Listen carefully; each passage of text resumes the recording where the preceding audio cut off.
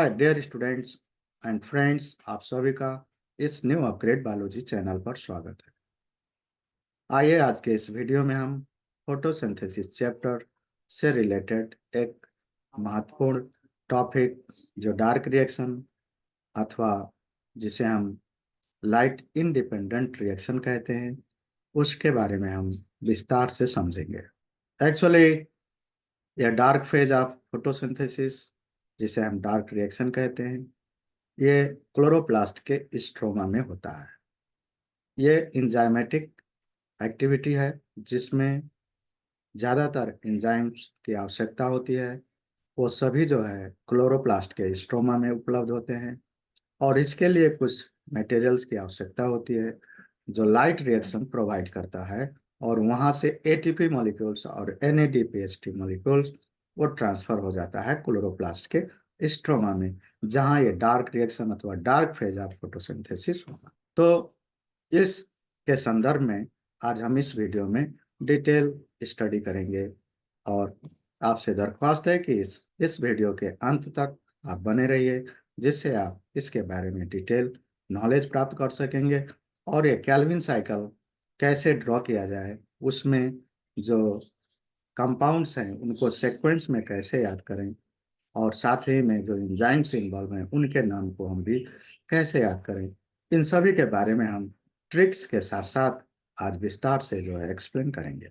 तो आइए स्टार्ट करते हैं ये आज का वीडियो डार्क रिएक्शन। ये है डार्क रिएक्शन। सबसे पहले इस वीडियो में हम डार्क रिएक्शन यानी लाइट इंडिपेंडेंट रिएक्शन के कुछ महत्वपूर्ण जो है तथ्य के बारे में जानकारी हासिल करेंगे और ये मेन पॉइंट्स हैं इस टॉपिक के, जिसे हमें याद रखना होगा और इसी से संबंधित एमसीक्यूज के जो क्वेश्चन बनाए जाते हैं वो एंट्रेंस में अक्सर करके पूछे जाते हैं। Dark reaction is a light independent process in which sugar molecules are formed from the carbon dioxide and water molecules। सबसे पहले हमें यह जानना होगा कि यह डार्क रिएक्शन जो है ये लाइट इंडिपेंडेंट प्रोसेस है। मीन्स इसमें लाइट की कोई कंपलसरी आवश्यकता नहीं होती है। यह लाइट में या लाइट के अनुपस्थिति में भी यह प्रोसेस हो सकता है, इसलिए इसे लाइट इंडिपेंडेंट मीन्स लाइट पे, प्रकाश के ऊपर ये डिपेंड नहीं रहता।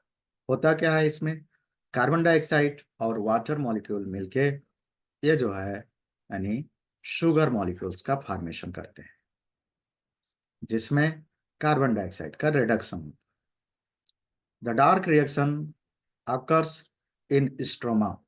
इससे पहले हम जो लाइट रिएक्शन के बारे में पढ़े, इससे संबंधित भी वीडियो आप इस चैनल पर पा सकते हैं। आप लाइट रिएक्शन यानी फोटोफॉस्फोरिलेशन, जिसमें साइक्लिक और नॉन साइक्लिक फोटोफॉस्फोरिलेशन के बारे में विस्तार से समझाया गया है, आप उन वीडियो को भी देख सकते हैं। तो लाइट रिएक्शन जो है क्लोरोप्लास्ट के जो ग्रेना यानी ग्रेना में जो थैलाकॉइड होता है उसके मेम्ब्रेन, इनर मेम्ब्रेन में होता है, जबकि ये जो डार्क रिएक्शन है, डार्क रिएक्शन जो क्लोरोप्लास्ट है, क्लोरोप्लास्ट का जो स्ट्रोमा भाग होता है, ये स्ट्रोमा में होता है, where they utilise the products of light reaction. जिसमें क्या होता है, जो लाइट रिएक्शन का प्रोडक्ट जैसे कि NADPH2 और जो नेक्स्ट प्रोडक्ट है एटीपी मॉलिक्यूल्स, 12 NADPH2 और 18 ATP मॉलिक्यूल्स लाइट रिएक्शन का प्रोडक्ट है और वो सभी जो है इस डार्क रिएक्शन में यूटिलाइज होते हैं। इसलिए कहा जाता है कि डार्क रिएक्शन जो है लाइट रिएक्शन के ऊपर डिपेंड होता है। यदि लाइट रिएक्शन रुक जाए तो डार्क रिएक्शन का कोई अस्तित्व नहीं रहे। Dark reaction is also called carbon fixing reaction. इसे कार्बन फिक्सिंग रिएक्शन भी कहते हैं। Next, the dark reaction was discovered by 3 scientist, namely जिसे हम कैल्विन कैल्विन कहते हैं, बेंसन और Bassham in 1957 AD, and Calvin was awarded Nobel Prize for this cyclic biochemical process in 1960 180. So this cycle is also called as the Kelvin-Benson cycle. Kelvin-Benson cycle. This name you have to remember. And in shortcut, it is also said as Kelvin cycle. By the name are named after Melvin Calvin. इसमें जो प्रमुख वैज्ञानिक थे उनका नाम क्या था? Melvin Calvin. उनको जो है नोबेल प्राइज से सम्मानित किया गया और उसके बाद में इस बायोकेमिकल साइकिल जो साइक्लिक प्रोसेस है इसे जो है कैल्विन साइकिल के नाम से नामकरण किया गया. The reaction is also called by many others name such as C3 cycle. इसी को हम C3 साइकिल भी कहते हैं और रेडक्टिव पेंटोज फॉस्फेट साइकिल भी कहते हैं. The plant that have Calvin cycle are known as C3 cycle. C3 plants. अच्छा, जिन प्लांट में ये कैल्विन साइकिल चलता है अथवा आप कहिए कि डार्क रिएक्शन जो है कैल्विन साइकिल के मार्फत से होता है उन प्लांट को हम C3 प्लांट्स कहते हैं. और this process of dark reaction in C4 plant is called C4 cycle. और जो C4 प्लांट होते हैं उनमें C4 साइकिल कहा जाता है. ये C3 क्या है, C4 क्या है, इनके बारे में हम विस्तार जो है स्टडी करेंगे. अभी आप ये मान के चलिए कि ये C3 प्लांट जो है इसलिए कहा जाता है क्योंकि उनमें केल्विन साइकिल चलता है और C4 प्लांट क्योंकि उनमें C4 साइकिल चलता है. और कुछ ऐसे प्लांट हैं जिसमें CAM पाथवे के रूप में यह डार्क रिएक्शन होता है और उन प्लांट्स को हम CAM प्लांट भी कहते हैं, कैम प्लांट कहते हैं. यहाँ पे जो यह साइकिल दिखाया गया है यह केल्विन साइकिल है जिसे हम C3 साइकिल भी कहते हैं. ये केल्विन साइकिल जिसे हम C3 साइकिल भी कहते हैं. इसका एक कंप्लीट फिगर है. केल्विन साइकिल के अंदर जितने भी बायोकेमिकल प्रोसेस हैं सब इसमें इंक्लूडेड है. इस केल्विन साइकिल का स्टार्टिंग कहाँ से होता है ये हमें सबसे पहले ध्यान देना. तो जब हम इस साइकिल का ड्राइंग स्टार्ट करें, इस साइकिल का स्टार्टिंग कहाँ से होता है? तो रिबोलोज 5 फास्फेट से. ये रिबोलोज 5 फास्फेट ऑलरेडी ये स्ट्रोमा में पाया जाता है लेकिन ये इनएक्टिव फेज में होता है. मीन्स ये इस बायोकेमिकल प्रोसेस में पार्ट नहीं ले सकता. इसलिए ये जो 6 मॉलिक्यूल है ये 6 ATP मॉलिक्यूल जो लाइट रिएक्शन से आया है उसको यूटिलाइज करके ये अपने आप को रिबोलोज 1,5 डाइफॉस्फेट में कन्वर्ट कर लेता है. मीन्स यहाँ जो है कन्वर्जन होता है रिबोलोज 5 फास्फेट का किसमें? रिबोलोज 1,5 डाइफॉस्फेट जिसके 6 मॉलिक्यूल बनते हैं. फिर ये रिबोलोज 1,5 डाइफॉस्फेट यही जो है मेन कार्बन डाइऑक्साइड का एक्सेप्टर है इस साइकिल में. और कार्बन डाइऑक्साइड कितने मॉलिक्यूल को ये एक्सेप्ट करेगा? 6 molecule. 6 molecule of carbon dioxide को ये रिबोलोज 1,5 डाइफॉस्फेट का जो 6 मॉलिक्यूल हैं वो एक्सेप्ट करेंगे इन प्रेजेंस ऑफ एंजाइम. इस एंजाइम का नाम है रूबिस्को जो शॉर्ट फॉर्म है. रिबोलोज बाइफॉस्फेट कार्बोऑक्सिलेज ये फुल नेम है, इसे आपको याद रखना होगा. इस रूबिस्को एंजाइम के उपस्थिति में रिबोलोज 1,5 डाइफॉस्फेट के 6 मॉलिक्यूल आप कार्बन डाइऑक्साइड को एक्सेप्ट करते हैं और ये बीच में एक इंटरमीडिएट कंपाउंड बनाएंगे जो कीटो एसिड होगा और उसके 6 मॉलिक्यूल बनेंगे. फिर कीटो एसिड वो इंटरमीडिएट कंपाउंड है, स्टेबल नहीं है, इसलिए वो फिर जो है further water molecule 6 molecule of water से रिएक्शन करके वो जो फाइनली प्रोडक्ट बनेगा वो क्या होगा? 3-फॉस्फोगिल्सरिक एसिड. इस 3-फॉस्फोगिल्सरिक एसिड का कितना मॉलिक्यूल बनेगा? 12 मॉलिक्यूल. 12 मॉलिक्यूल्स ऑफ 3-फॉस्फोगिल्सरिक एसिड बनेगा. और यही 3-फॉस्फोगिल्सरिक एसिड इस साइकिल का फर्स्ट स्टेबल प्रोडक्ट है जो 3 कार्बन कंपाउंड है. ये 3 कार्बन कंपाउंड है। ओके, कंपाउंड है। यही 3 कार्बन कंपाउंड जो फर्स्ट स्टेबल प्रोडक्ट है, इसलिए इस साइकिल का नाम C3 साइकिल दिया गया। अब फिर क्या होगा कि ये 3 फॉस्फोगिलिसरिक एसिड जो 18 एटीपी मॉलिक्यूल्स लाइट रिएक्शन से आए थे, उसमें से 6 मॉलिक्यूल ऑलरेडी यहाँ यूज हो चुका है। बाकी जो ये 12 मॉलिक्यूल है, 12 मॉलिक्यूल्स ऑफ एटीपी फिर यूटिलाइज होगा इस स्टेप में। और ये 3 फॉस्फोगिलिसरिक एसिड 12 मॉलिक्यूल्स ऑफ एटीपी को यूज करके यहाँ एडीपी बनाएगा और कन्वर्ट हो जाएगा किसमें, 1,3 डाइफॉस्फोगिलिसरिक एसिड। 1,3 डाइफॉस्फोगिलिसरिक एसिड मीनिंग क्या हुआ, 3 फॉस्फोगिलिसरिक एसिड है, उसके फर्स्ट कार्बन पे भी फास्फेट ग्रुप जाके जुड़ेगा। इसका कितना मॉलिक्यूल बना, 12 मॉलिक्यूल्स। अभी आप यहाँ से आप देख रहे हैं 3 फॉस्फोगिलिसरिक एसिड का 12 मॉलिक्यूल्स यानी 1,3 डाइफॉस्फोगिलिसरिक एसिड के 12 मॉलिक्यूल्स में एक कन्वर्ट हो गया। ठीक, यहाँ जो एंजाइम काम करेगा, एंजाइम क्या है, वो जो है फास्फोगिलिसरिक एसिड काइनेज कहिए या फास्फोगिलिसरोकाइनेज कहिए। ओके, इस एंजाइम का नाम याद रखना।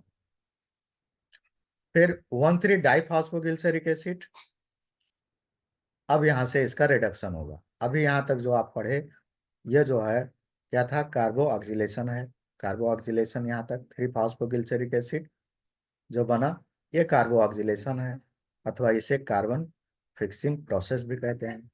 और इधर यहाँ से अब ये एटीपी का यूटिलाइजेशन करना और फिर जा करके इस 1,3 डाइफॉस्फोगिलिसरिक एसिड का रिडक्शन, लाइक यहाँ 12 NADPH2 जो लाइट रिएक्शन से आया है, उसको यूटिलाइज इस स्टेप में किया जाएगा।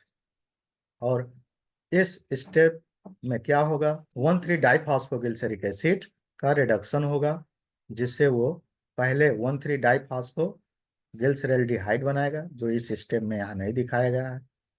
और 1,3 डाइफॉस्फोगिलिसरैल्डिहाइड फास्फेट ग्रुप को छोड़कर उसे रिलीज कर देगा फास्फोरिक एसिड के रूप में और 3 फॉस्फोगिलिसरैल्डिहाइड में कन्वर्ट हो जाएगा। अब यहाँ जो है 3 फॉस्फोगिलिसरैल्डिहाइड, यही जो है मेन कंपाउंड है जहाँ से कई ब्रांच निकलेंगे। जैसे अभी तक आप देख रहे हैं कि 3 फॉस्फोगिलिसरैल्डिहाइड के 12 मॉलिक्यूल्स बने, यहाँ 12 मॉलिक्यूल्स, और इस 12 मॉलिक्यूल्स को हम क्या करेंगे, डिवाइड कर देंगे। यहाँ डिवाइड हो जाएंगे 4 ग्रुप में, मीन्स यहाँ से अब 4 जो है रास्ता अलग अलग हो जाएगा।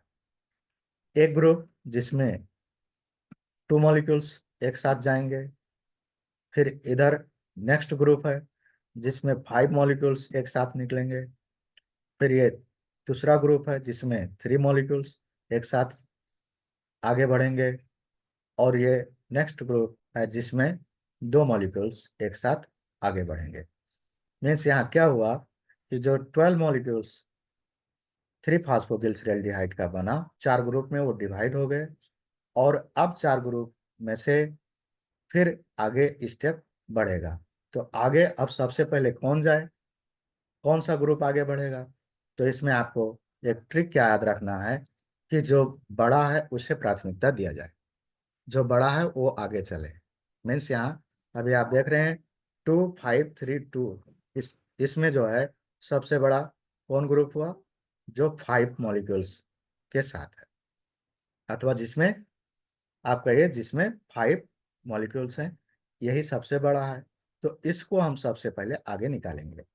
यह ट्रिक है, इस ट्रिक को आप याद रखिएगा। 5 मॉलिक्यूल्स ऑफ 3 फॉस्फोगिलिसरैल्डिहाइड, वो जो क्या होगा, यहाँ कन्वर्ट होगा dihydro oxy acetone phosphate. Dihydro oxy acetone phosphate, जिसे हम शॉर्टकट में DHAP धाप भी कहते हैं।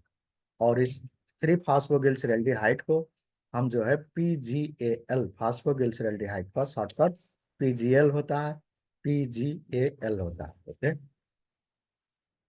तो अब ये जो PGAL से धाप बना, मीन्स 3 फॉस्फोगिलिसरैल्डिहाइड से जो डाईहाइड्रोऑक्सी एसीटोन फास्फेट बना, ये कौन सा प्रोसेस है? आइसोमेराइजेशन है। इसमें आइसोमर बन मीन्स ये 3 फॉस्फोगिल्सरेल्डिहाइड का di hydroxy acetone phosphate isomer है। और इसमें जो एंजाइम काम करेगा उसे हम आइसोमेरेज एंजाइम कहेंगे। अब फिर आप ध्यान दीजिए कि 5 molecules of dihydroxyacetone phosphate एक ही साथ ये 5 मॉलिक्यूल्स नहीं जाएंगे। इसमें फिर 2 ग्रुप बने, एक जो है 2 मॉलिक्यूल्स और दूसरा जो है 3 मॉलिक्यूल्स का ग्रुप बना। अब इसमें भी कौन आगे बढ़ेगा? तो आप फिर वही ध्यान में रखिए कि जो बड़ा है वो आगे जाए। मीन्स ये 3 मॉलिक्यूल्स का जो ग्रुप है ये आगे बढ़ेगा। 3 मॉलिक्यूल्स का ग्रुप क्या करेगा? ये जो 3 molecules of dihydroxyacetone phosphate ये जो है यहाँ ऊपर फिर 3 मॉलिक्यूल्स ऑफ फॉस्फोगिल्सरेल्डिहाइड को जोड़ के मीन्स इससे रिएक्शन करेगा और ये रिएक्शन करके क्या बनाएगा? फ्रक्टोज 1,6 डाइफॉस्फेट का मॉलिक्यूल बनाएगा। जो 3 मॉलिक्यूल्स बनेंगे और ये कितने कार्बन के हैं? 6 कार्बन। फिर ये 6 कार्बन कंपाउंड जो फ्रक्टोज 1,6 डाइफॉस्फेट है इसके 3 मॉलिक्यूल बने। 3 में से क्या होगा कि ये तीनों जो है तीनों के तीन ये कन्वर्ट हो जाएंगे तुरंत इसमें फ्रक्टोज 6 फास्फेट में। अब फ्रक्टोज 6 फास्फेट का कितना मॉलिक्यूल बना? 3 मॉलिक्यूल्स। और यहाँ ये जो फर्स्ट कार्बन का जो फास्फेट है वो छूट जाएगा और किस रूप में बाहर निकलेगा? फास्फोरिक एसिड के रूप में। 3 मॉलिक्यूल्स ऑफ फास्फोरिक एसिड के रूप में ये बाहर निकल गए। और इस वक्त क्या होगा? यहाँ 3 मॉलिक्यूल्स ऑफ वाटर का यूटिलाइजेशन होगा। फिर आप ध्यान दीजिए, अभी तक फ्रक्टोज 6 फास्फेट के कितने मॉलिक्यूल बने? 3 मॉलिक्यूल्स। अब 3 मॉलिक्यूल्स में क्या होगा कि एक ही साथ नहीं जाएंगे, वो आगे नहीं बढ़ेंगे। इसमें से केवल एक मॉलिक्यूल ही यूटिलाइज होगा ग्लूकोज को बनाने में। कैसे बनेगा? 1 molecule of fructose 6 phosphate convert हो जाएगा पहले ग्लूकोज 6 फास्फेट में, जो यहाँ नहीं दिखाया गया है। एक स्टेप ग्लूकोज 6 फास्फेट, और ये प्रोसेस को हम आइसोमेराइजेशन कहेंगे। और यहाँ जो एंजाइम यूज होगा वो आइसोमेरेज होगा। फिर ग्लूकोज 6 फास्फेट से फिर जो है फास्फेट ग्रुप बाहर निकलेगा और यहाँ जो है glucose molecules means hexo sugar बन जाएगा। ओके, तो यहाँ पे आपको क्या ध्यान देना है कि फ्रक्टोज 6 फास्फेट का केवल एक ही मॉलिक्यूल आवश्यक है, एक मॉलिक्यूल ग्लूकोज बनाने के लिए। बाकी अब यहाँ दो दो मॉलिक्यूल बच गए। अब इन्हें क्या करना है? अब यहाँ आप थोड़ा सा ध्यान दें कि फास्फोगिल्सरिक एसिड का रिडक्शन किया गया और रिडक्शन करके क्या बनाया गया? लास्ट में आकर के अभी एक मॉलिक्यूल ग्लूकोज बनाया गया। इस प्रोसेस को हम रिडक्शन प्रोसेस कहते हैं। रिडक्शन में क्या होता है कि 3 फास्फोगिल्सरिक एसिड का रिडक्शन होके 1 मॉलिक्यूल ऑफ ग्लूकोज और बाकी यहाँ अब जो 2 मॉलिक्यूल्स ऑफ फ्रक्टोज 6 फास्फेट का बचा, ये क्या करेगा? यहाँ आप देख रहे हैं कि स्टार्टिंग में यहाँ रिबुलोज 5 फास्फेट का यूज किया गया है जो 6 मॉलिक्यूल है। और अब क्या करना है कि जो बाकी फ्रक्टोज 6 मॉलिक्यूल का 2 मॉलिक्यूल है उसको फर्दर यूटिलाइज किया जाएगा रिबुलोज 5 फास्फेट के रीजेनरेशन में। मीन्स उसे फिर बना करके स्ट्रोमा में छोड़ना। इस प्रोसेस को क्या कहते हैं? Regeneration of ribulose 5 phosphate. ये कहाँ से स्टार्ट हुआ रीजेनरेशन? फ्रक्टोज 6 फास्फेट के 2 मॉलिक्यूल और ये 2 मॉलिक्यूल क्या करेंगे? इधर जो बाकी यहाँ ऊपर है 2 मॉलिक्यूल्स ऑफ 3 फास्फोगिल्सरेल्डिहाइड 2 मॉलिक्यूल्स ऑफ 3 फास्फोगिल्सरेल्डिहाइड के साथ रिएक्शन करके यहाँ क्या बनाएंगे? ये 2 टाइप के कंपाउंड बनाएंगे। दो टाइप के कंपाउंड कौन कौन से हैं? एक है एरिथ्रोज 4 फास्फेट, ये 4 कार्बन का है, इसके 2 मॉलिक्यूल बने। और जो दूसरा कंपाउंड है वो डायरेक्ट यहाँ बन गया जाइलुलोज 5 फास्फेट, जिसके यहाँ 2 मॉलिक्यूल बने। अब इसमें आपको याद रखना है, ये जाइलुलोज 5 फास्फेट ये अभी यहीं पे रहेगा, अभी ये काम नहीं करेगा। इसमें और ध्यान दीजिए कि जो एंजाइम इन्वॉल्व हुआ वो क्या है, ट्रांसकेटोलेज है, ट्रांसकेटोलेज एंजाइम है। ट्रांसकेटोलेज एंजाइम देखिए, ये ट्रांसकेटोलेज एंजाइम है। अब इसके बाद आप क्या पाएंगे कि जहाँ दो कंपाउंड मिलेंगे तो वहाँ पे ट्रांसकीटोलेज एंजाइम ही यूज किया जाएगा। केवल एक स्टेप है, ये अभी आगे देखेंगे, जहाँ ट्रांस एल्डोलेज एंजाइम का यूज किया गया है। बाकी जहाँ जहाँ दो एंजाइम कंबाइन है सब में जो है ट्रांसकीटोलेज एंजाइम का यूज किया गया। ये भी आपको ट्रिक ध्यान देना है। ये ट्रिक, अगर जो दो कंपाउंड मिले हैं फिर उसमें से दो कंपाउंड बना है तो वहाँ जो है ट्रांसकेटोलेज एंजाइम का प्रयोग किया गया है। यह ट्रांसकेटोलेज एंजाइम कन्वर्ट कर दिया एरिथ्रोज 4 फास्फेट जो 4 कार्बन का है, और ये क्या बनाया, जाइलुलोज 5 फास्फेट जो 2 मॉलिक्यूल्स बने, ये 5 कार्बन का है। टोटल मिला के कितने कार्बन हो गए, 9 कार्बन। और यहाँ जो इसका रिएक्टेंट थे उसमें कितने कार्बन है, फ्रक्टोज 6 फास्फेट, ये जो 6 कार्बन कंपाउंड है। और ऊपर जो है ये 3 फास्फोगिल्सरेल्डिहाइड जो लिया है ये 3 कार्बन है। तो अब देखिए ये 3 कार्बन प्लस ये जो नीचे का 6 कार्बन दोनों मिलाकर 9 कार्बन, और जो प्रोडक्ट बने उसको दोनों को मिला करके फिर यहाँ 9 कार्बन प्रेजेंट है। ये कार्बन का जो संख्या है फर्क नहीं होना चाहिए, जब भी ध्यान दो। अब ये एरिथ्रोज 4 फास्फेट फिर आगे बढ़ेगा, एरिथ्रोज 4 फास्फेट के 2 मॉलिक्यूल्स ये जो है आगे बढ़ेंगे और इसको जोड़ लेंगे। फिर यहाँ देखिए ये जो डाईहाइड्रो ऑक्सी एसीटोन फास्फेट के 2 मॉलिक्यूल से रिएक्शन करके एरिथ्रोज 4 फास्फेट के 2 मॉलिक्यूल क्या बनाएंगे, यहाँ सेदू हेप्टुलोज 1,7 डाईफास्फेट का 2 मॉलिक्यूल बनाएंगे। इस कंपाउंड का नाम याद रखिए, सेदू हेप्टुलोज। अगर जो आपको दिक्कत पड़ रही है तो सिद्धू, सिद्धू जो फेमस व्यक्ति हैं उनके नाम से भी आप इसे रिमेम्बर कर सकते हैं, लेकिन कंपाउंड का नाम जो है आपको सेदू हेप्टुलोज ही रखना होगा। केवल ट्रिक समझने के लिए सिद्धू करके आप समझें, लेकिन कंपाउंड क्या है, सेदू हेप्टुलोज है। तो सेदू हेप्टुलोज 1,7 डाईफास्फेट है, मीन्स इसके जो 7th और 1st कार्बन है दोनों पे फास्फेट ग्रुप जुड़ा है। कितने मॉलिक्यूल बने, 2 मॉलिक्यूल। अब देखिए आप यहाँ दो कंपाउंड ऐड हुए हैं तो ट्रांस एल्डोलेज है, यहाँ पे ट्रांस एल्डोलेज लगाया गया। इस एंजाइम का नाम याद रखिए, ट्रांस एल्डोलेज, जिससे क्या बना, सेदू हेप्टुलोज 1,7 डाईफास्फेट। अब इस सेदू हेप्टुलोज 1,7 डाईफास्फेट क्या करेगा, अपने जो 1st कार्बन पे फास्फेट ग्रुप है उसको वो रिलीज कर देगा। किस रूप में, फास्फोरिक एसिड। अच्छा, अब ये फास्फोरिक एसिड के कितने मॉलिक्यूल बाहर निकले, जितने मॉलिक्यूल यहाँ सेदू हेप्टुलोज 1,7 डाईफास्फेट के थे, कितने थे, 2, इसलिए यहाँ 2 मॉलिक्यूल्स फास्फोरिक एसिड का बाहर निकला। और 1st कार्बन से जो फास्फेट ग्रुप हटने के बाद बचा कहाँ, केवल 7th कार्बन पे बचा, इसलिए इसे क्या कहा गया, सेदो हेप्टुलोज 7 फास्फेट कहा गया। ये कंपाउंड बना, कितने मॉलिक्यूल बने, 2 मॉलिक्यूल्स, इसे आपको याद रखना। अच्छा, अब इसमें जो एंजाइम यूज हुआ, आपको एक ट्रिक यहाँ भी याद रखना है कि जब जब फास्फेट ग्रुप छूटेगा, यानी कुछ कंपाउंड से बाहर निकलेगा, तो वहाँ फास्फेटेज एंजाइम लगेगा, फास्फेटेज।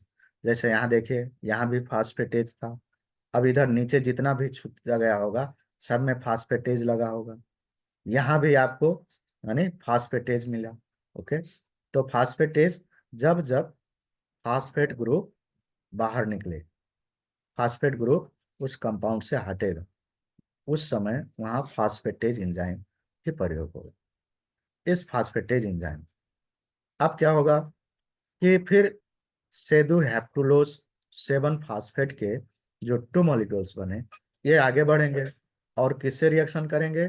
यहाँ जो लास्ट में एक ग्रुप बचा था 3 फास्फोगिल्सरेल्डिहाइड के जो 2 मॉलिक्यूल्स हैं इनको ये जोड़ लेगा। मीन्स यहाँ इनका एडिशन होगा अथवा इसे कहिए फिर इन दोनों का यानी रिएक्शन होगा। इस रिएक्शन से आप देखिए यहाँ भी 2 मिल रहे हैं तो फिर यहाँ ट्रांसकीटोलेज एंजाइम ही काम आया। और अब यहाँ से 2 टाइप का कंपाउंड बनेगा।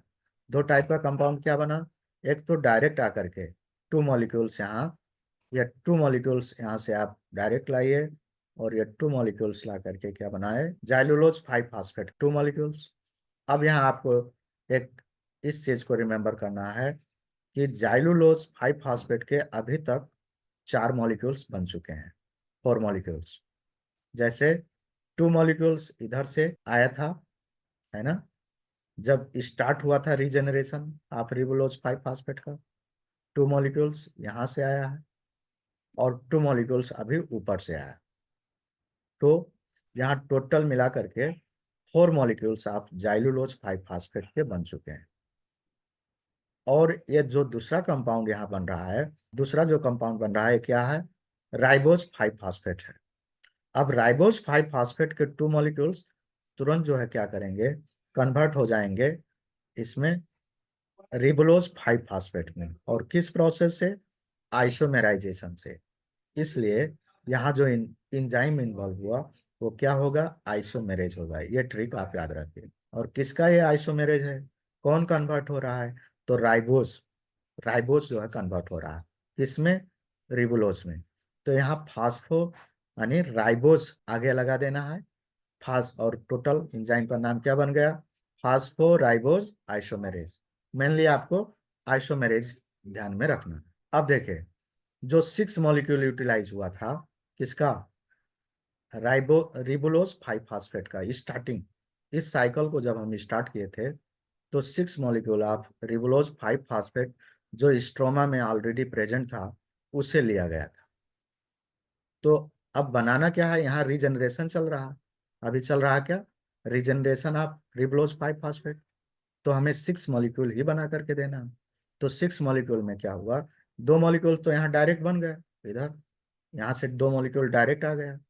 और जो बाकी 4 मॉलिक्यूल है कहाँ से आया, ये देखिए जो यहाँ 4 मॉलिक्यूल्स ऑफ जाइलुलोज 5 फास्फेट बना है, यही जो है जाइलुलोज 5 फास्फेट के जो 4 मॉलिक्यूल्स हैं ये जो है कन्वर्ट हो जाएंगे इसमें, रिबुलोज 5 फास्फेट में। किस प्रोसेस से, इपीमेराइजेशन से, इपीमेराइजेशन। और इसमें अब देखिए इपीमेराइजेशन मीन्स यहाँ कौन सा एंजाइम काम करेगा, इपीमेरेज, इपीमेरेज। और ये इपीमेरेज जो है क्या करेगा, जाइलुलोज 5 फास्फेट को जो 4 मॉलिक्यूल हैं उनको जो है डायरेक्ट कन्वर्ट कर देगा रिबुलोज 5 फास्फेट में। इस तरह से आप देखेंगे कि रिबुलोज 5 फास्फेट के जो 6 मॉलिक्यूल ले गए थे स्टार्टिंग में, इस साइकिल के स्टार्टिंग में, वो जो है उनको रिटर्न बैक हो गए, मीन्स उनका जो है रीजनरेशन हो गया। तो इस प्रोसेस को हम क्या कहते हैं, रीजनरेशन ऑफ रिबुलोज 5 फास्फेट। इस तरीके से इस साइकिल के माध्यम से हम क्या समझे कि कैल्विन साइकिल में मेजर 3 स्टेप होता है। एक जो है कार्बन फिक्सिंग प्रोसेस, जिसमें क्या हुआ कि रिबुलोज 5 फास्फेट से यानी तो 3 फास्फोगिल्सरिक एसिड बनाया गया। फिर वहाँ 3 फास्फोगिल्सरिक एसिड से जो इधर उसका रिडक्शन करके मॉलिक्यूल ऑफ ग्लूकोज बनाया गया। और जो बाकी बचे, बाकी मॉलिक्यूल जो फ्रक्टोज 6 फास्फेट और जो फास्फोगिल्सरेल्डिहाइड के बचे उनको मिला करके फिर क्या किया गया कि रीजनरेशन ऑफ रिबुलोज 5 फास्फेट किया गया। तो इस तरीके से इसमें जो मेजर 3 स्टेप को दिखाया गया है। आप इन ट्रिक के साथ स्थिर माइंड से अगर जो इस साइकिल को समझेंगे तो शायद आप कभी भी नहीं भूलेंगे। इसी चीज को लिखना क्या है, कैसे लिखना है, आप देखिए यहाँ से स्टार्ट करेंगे कि phase of dark reaction okay करके लिखने के लिए यहाँ से स्टार्ट करेंगे फेज ऑफ डार्क रिएक्शन, जिसमें फर्स्ट स्टेप कार्बन फिक्सेशन है।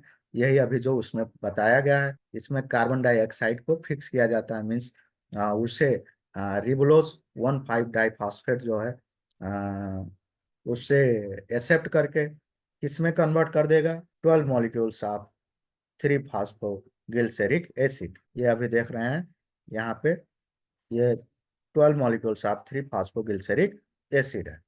ये प्रोसेस क्या है, कार्बन फिक्सेशन है। तो इसे आप स्टेप वाइज ऐसे लिखेंगे। फिर यहाँ कार्बन रिडक्शन होगा। कार्बन रिडक्शन का मेन ऑब्जेक्टिव क्या है कि जो 12 मॉलिक्यूल्स ऑफ 3 फास्फोगिल्सेरिक 3 PGA है, इससे क्या करना है कि 1 मॉलिक्यूल ऑफ ग्लूकोज बनाना है। और बाकी जो है क्या होगा, सब रीजनरेशन ऑफ रिबुलोज 5 फास्फेट में लग जाएंगे। तो ये सब प्रोसेस जो है आप स्टेप वाइज इसी तरीके से लिखते जाएंगे, कन्वर्ट करते जाएंगे, इस रिएक्शन में दिखाएंगे। और यहाँ जो इंजाइम है, इंजाइम का नाम लिखेंगे, कितने मॉलिक्यूल बने, मॉलिक्यूल को भी साथ में लिखते जाएंगे। ओके। और अब यहाँ देखिए जो डिवाइड किया गया था वहाँ 12 मॉलिक्यूल्स ऑफ 3 PGL पागल मीन्स ये जो है आपका फास्फोगिल्सरेल्डिहाइड है। तो इसके 2 मॉलिक्यूल्स, एक ग्रुप 5 मॉलिक्यूल्स, दूसरा ग्रुप 3 मॉलिक्यूल, तीसरा ग्रुप 2 मॉलिक्यूल्स, चौथा ग्रुप। इस तरीके से 4 ग्रुप में डिवाइड किया गया है साइकिल में, वही चीज यहाँ दिखाना है। और इसके बाद जो है अब कौन सा स्टेप चलेगा पहले, है ना, जैसे कि यहाँ आइसोमेराइजेशन हुआ 3 फास्फोगिल्सरेल्डिहाइड के 5 मॉलिक्यूल्स से, ये जो साइकिल है फिर आगे बढ़ा है। और आप देखेंगे यहाँ लास्ट में क्या बना, ग्लूकोज बना। कितने मॉलिक्यूल ग्लूकोज के बन गए, यहाँ देखिए 1 मॉलिक्यूल ऑफ ग्लूकोज बना। ठीक। कहाँ से बना है, ग्लूकोज 6 फास्फेट। ग्लूकोज 6 फास्फेट कहाँ से आया, फ्रक्टोज 6 फास्फेट से आया। फ्रक्टोज 6 फास्फेट कहाँ से आया, फ्रक्टोज 1,6 डाइफॉस्फेट से आया। फ्रक्टोज 6 फास्फेट के कितने मॉलिक्यूल यूटिलाइज हुए, 1 मॉलिक्यूल। और 2 मॉलिक्यूल्स इसमें बच गए। अब वो 2 मॉलिक्यूल्स से क्या स्टार्ट हुआ है, ये देखिए RUBP रीजेनरेशन, रिबुलोज बाईफास्फेट, रिबुलोज है ना 1,5 बाईफास्फेट का रीजेनरेशन किया गया है। और रीजेनरेशन में लास्ट में देखे आप, यानी फ्रक्टोज फ्रक्टोज 6 फास्फेट के यानी 2 मॉलिक्यूल्स, ये आप इसको करेक्शन कर लीजिए, ये है आपका 2 मॉलिक्यूल्स और 2 moles. 2 moles fructose 6 phosphate starting में किससे रिएक्शन करेगा, 2 मोल PGAL मीन्स फास्फोगिल्सरेल्डिहाइड से रिएक्शन करके। और ये स्टेप को आगे बढ़ाएगा। आगे बढ़ा करके लास्ट में आप जो है उस साइकिल में जैसे पढ़े हैं वो उसी तरीके से आपको यहाँ लिखते जाना है। और लास्ट में क्या पाएंगे, 6 molecule of ribulose 5 phosphate means यही जो है आपका एंडिंग स्टेज है, जो रिबुलोज 5 फास्फेट और रिबुलोज 5 फास्फेट का रीजनरेशन कहा जाता है।